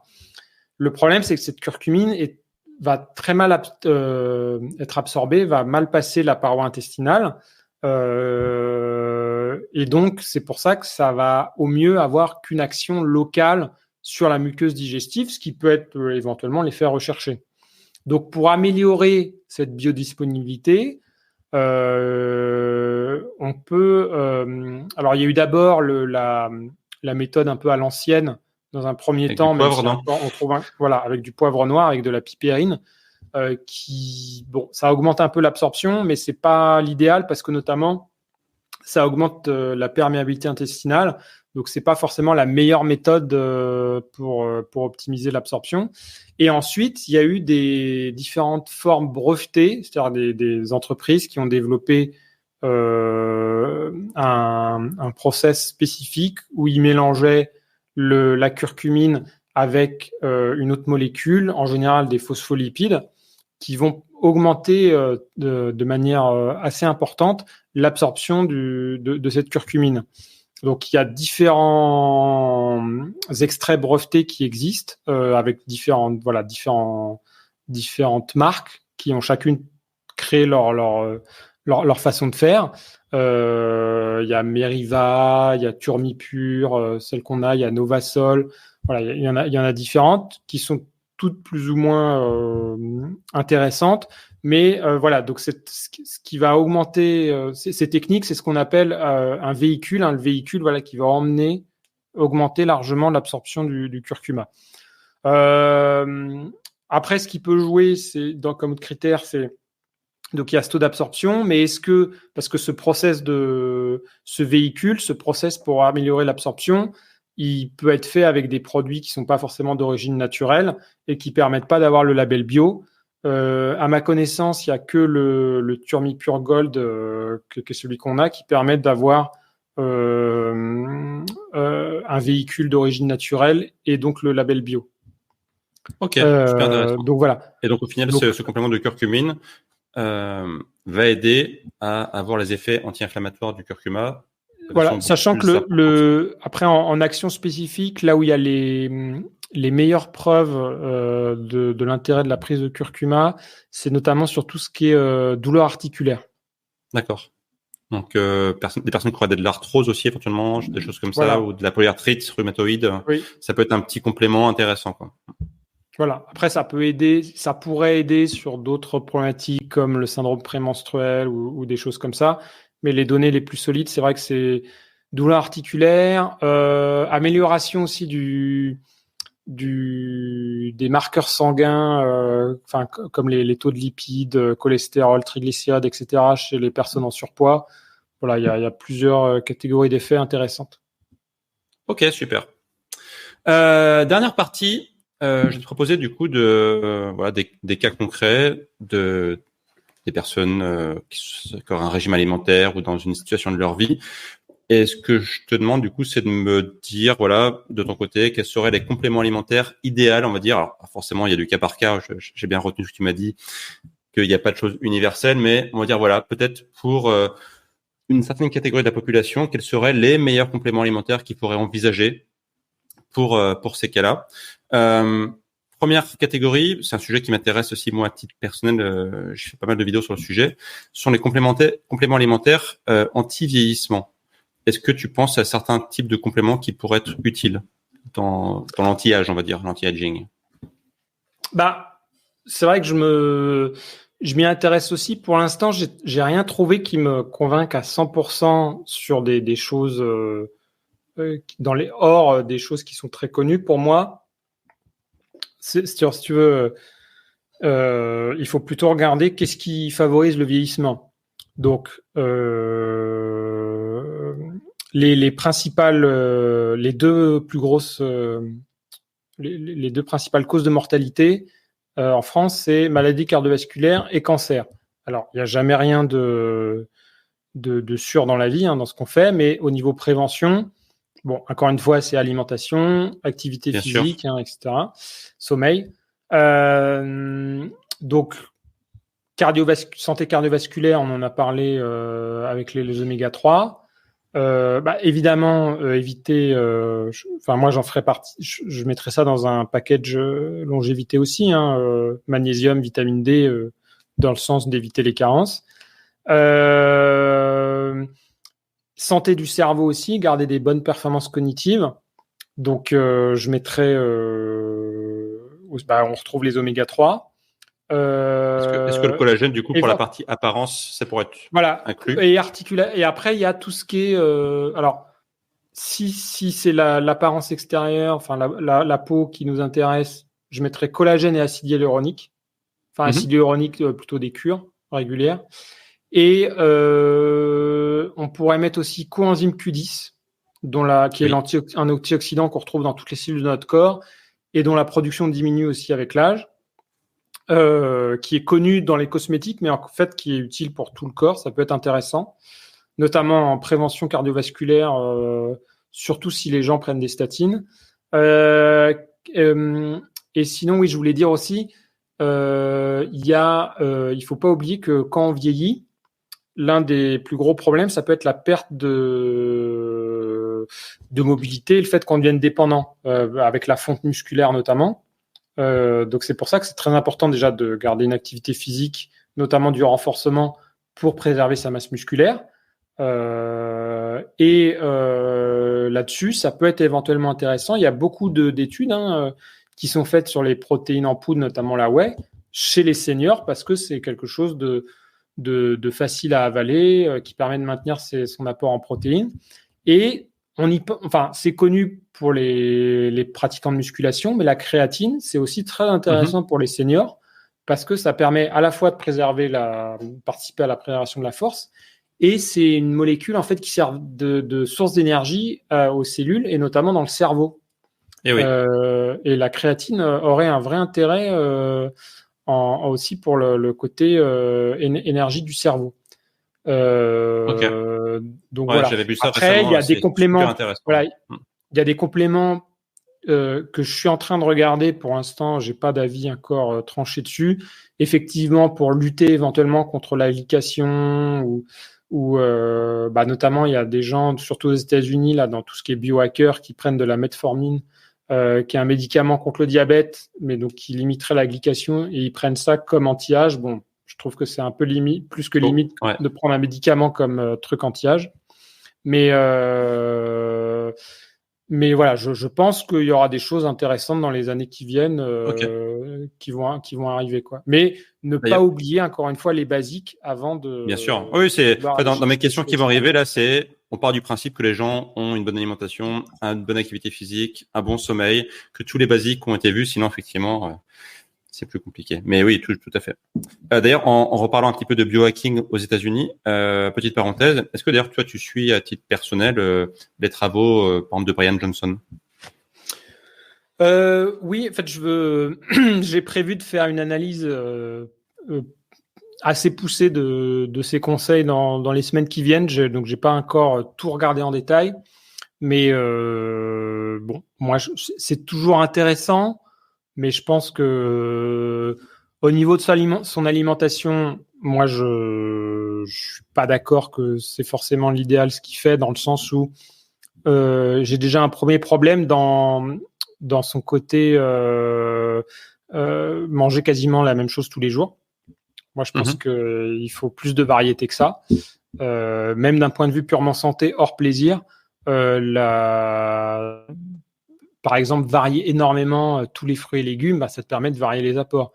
Et je pense qu'il faut pas négliger, personne n'a une alimentation 100% parfaite. Le plaisir, ça fait partie de l'équilibre mental aussi. Faut en garder un minimum aussi, quoi.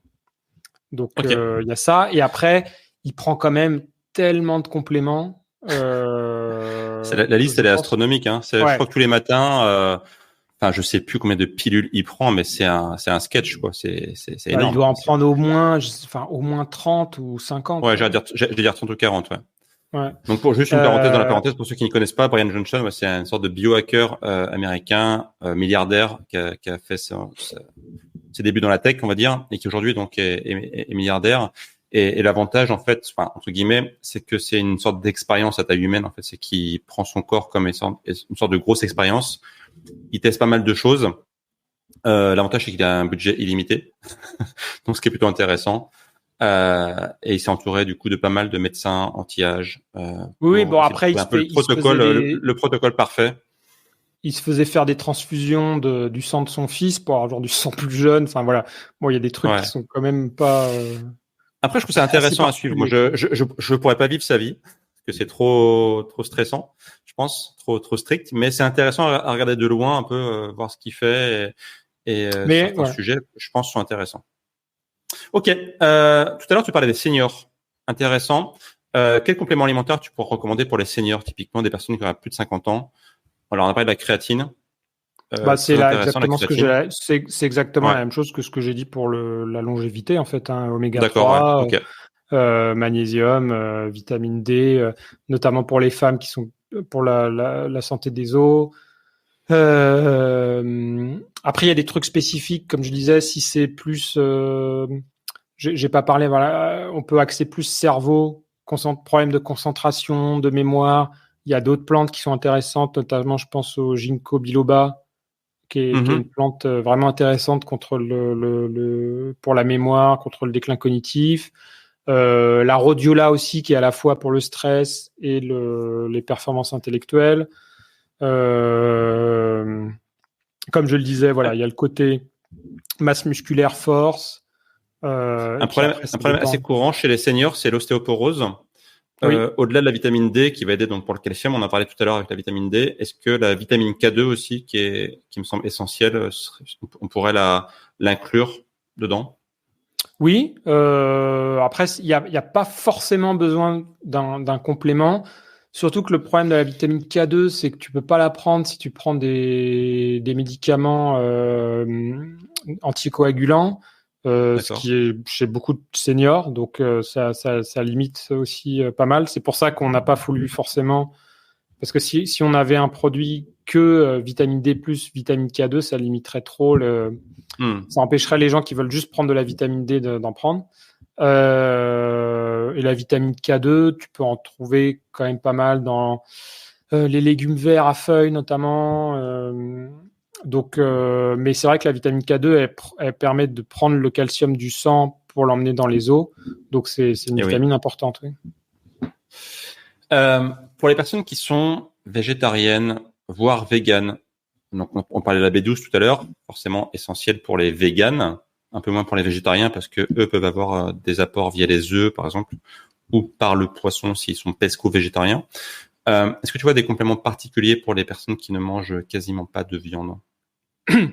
Moi, partons de l'exemple pour que ce soit plus parlant, vraiment d'un pur vegan. Ok. Donc, il y a la vitamine B12, évidemment, ça c'est obligatoire. Et après, ça va être, c'est-à-dire que c'est pas obligatoire, mais on va dire statistiquement, il y a des carences plus courantes chez les véganes que chez les omnivores, même si, encore une fois, on peut être omnivore, très mal manger, être végane et avoir une alimentation beaucoup mieux équilibrée. Mais les carences plus courantes, parce qu'il y a des formes qui se trouvent plus facilement assimilables dans les produits animaux, c'est le calcium, mais ça, j'en prendrai pas forcément en complément. On peut en faire le plein avec des végétaux, c'est juste qu'il faut bien avoir une alimentation équilibrée. Il y a le zinc, qui est plus courant aussi, comme déficit. Il y a le fer, notamment, je pense aux femmes avant la ménopause. Zinc, fer, les oméga 3. Mais alors, du coup, il y a un problème pour les oméga 3. Ça sera j'en ai vu, moi, qui était À base J'en ai d'algues. vu des oméga 3 EPA, DHA qui proviennent d'algues. Ouais. Oui. Bah, alors forcément, c'est à la base les algues c'est beaucoup moins concentré, donc ça coûte beaucoup plus cher à fabriquer. Donc c'est moins facile à trouver. Moi, si j'étais vegan, voilà, je chercherais quand même ce qui peut se trouver. J'essaierais de trouver ce qui peut être le plus qualitatif hein, sur un complément comme ça. En fait, naturellement, les algues, c'est plutôt riche en DHA, donc ce sera surtout riche en DHA, mais ce qui est une bonne chose. Donc, je disais fer, zinc, oméga 3. C'est les principaux, hein, avec B12, D'accord. Ok. obligatoire. Et Après, ouais. il y a les protéines éventuellement, mais c'est pas obligé d'être carencé encore une fois. Mais donc, il existe des protéines végétales en poudre aussi pour remplacer la whey. Qui balaye tout le spectre des Ouais. acides aminés essentiels, donc Ouais. normalement il n'y a pas de souci quoi. Ouais, je pense effectivement pour les véganes, les protéines sont pas forcément le plus gros des problèmes. Encore faut-il Et le bien collagène, le collagène, ce sera diversifier. pas possible. Ouais. Et le collagène Et non oui. plus, ce sera pas Alors possible là, puisque c'est fabriqué à partir autant sur les oméga de 3, glycine. on peut trouver du bricolage, autant sur le collagène, il n'y a pas de solution possible quoi. Bah, Ça c'est la je prendrais de la glycine du coup. voilà. Et puis être sûr de pas être en carence de vitamine C aussi, vitamine C qui est essentielle pour la synthèse du collagène. Donc je pense que ouais. Ma dernière catégorie, c'est pour les femmes donc qui ont atteint la ménopause. Est-ce que tu vois des compléments intéressants pour les femmes Bah oui, pour la oui, ménopause? je connais bien le sujet puisque non pas que je sois ménopausé, mais Vas-y, parle-nous un peu de ta ménopause, Benjamin. oui, j'ai travaillé à fond sur le sujet très récemment puisqu'on a sorti un produit donc pour ça, donc j'ai lu toute la littérature scientifique sur le sujet. En fait, pour savoir qu'est-ce qui peut être intéressant, il faut juste comprendre qu'est-ce qui provoque la ménopause. C'est donc tous ces changements hormonaux, notamment, surtout, avant tout, la chute du taux d'œstrogène et comprendre les symptômes qui découlent de ça. En gros, tu as 3 grands types de symptômes. Tu as les symptômes vasomoteurs, c'est tout ce qui est bouffée de chaleur sur nocturne. Tu as les symptômes génito-urinaires, c'est tout ce qui est infection urinaire, sécheresse vaginale, etc. Et tu as tout ce qui est symptômes plutôt mentaux, psychiques. Donc, c'est irritabilité, anxiété, qui est souvent lié en plus aux symptômes, genre aux bouffées de chaleur, parce que, par exemple, soir nocturne, tu dors moins bien, donc tu es plus irritable, donc voilà, etc. Donc, soit, en fait, tu vas trouver deux types d'approches. Soit tu cibles seulement les conséquences, par exemple, le stress, tu vas juste prendre du magnésium, par exemple.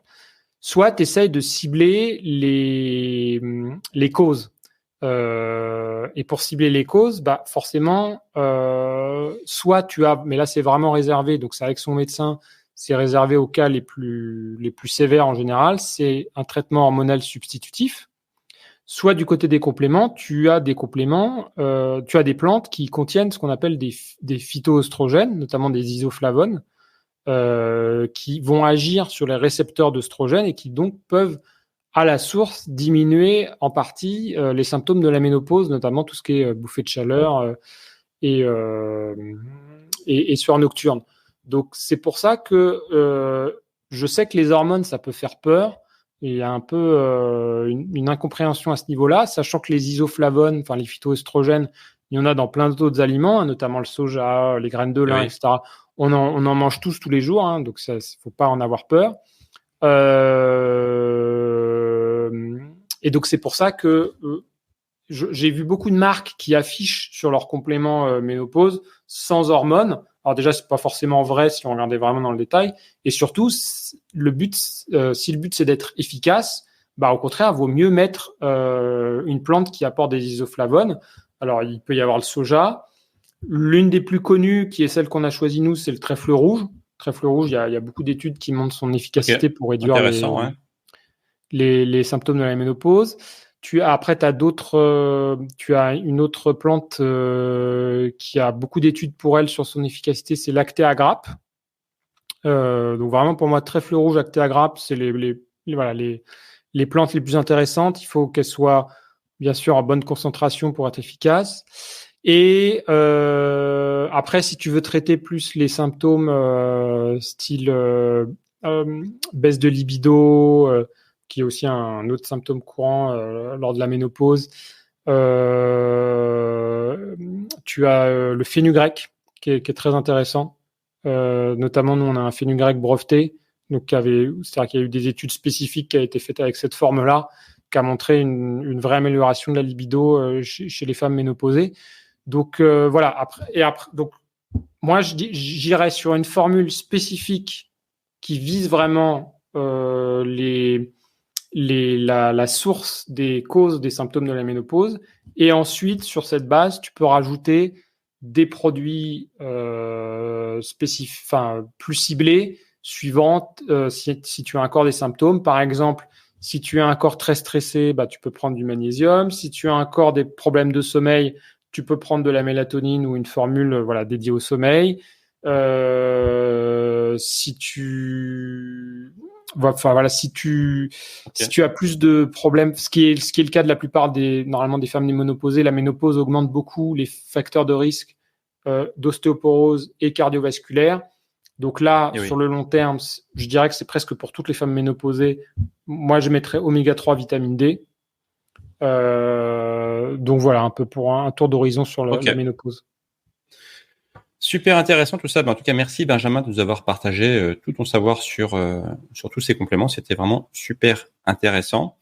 J'ai une question bonus, si tu veux bien, qui est légèrement, qui n'a pas de rapport direct avec ce qu'on a dit. En fait, c'est que justement, on a parlé ici pas mal de santé, de choses très spécifiques à la santé.